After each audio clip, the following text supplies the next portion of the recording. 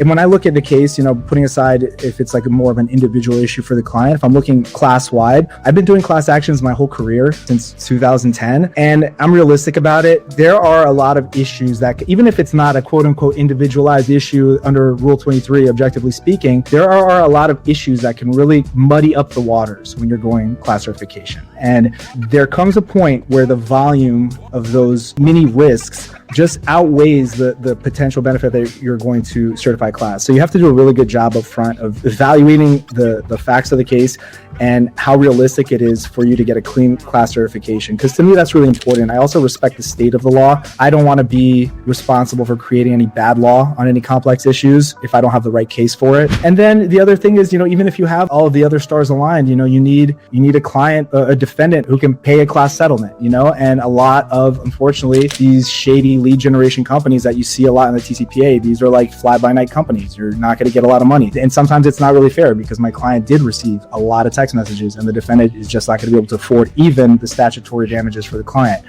So that probably didn't tell you a whole lot specifically, but that's honestly the way I evaluate things. My vision in every case is to take it all the way to class certification and get a class settlement. That's what I love, what I've been doing. But I'm practical in the realities of practice and the needs of my client. Do you look at the opposing counsel at all? Because Paronic has been very vocal that's like one of his number one criteria. Greenwald has been very vocal. Abbas has been very vocal. But some of the younger guys, the guys that have only been you've only started your firm like this year, right? I mean, this is relatively new for you. Sure, it's been a year, yeah. Do you have the background now in terms of who's out there, who's not out there? Does that factor in, or are you still in the I'm just going to look at the law, look at my judge, I'm going to look at my client's needs, but I'm not going to focus on what opposing counsel is looking like? So I'd probably have an unconventional answer for that as well.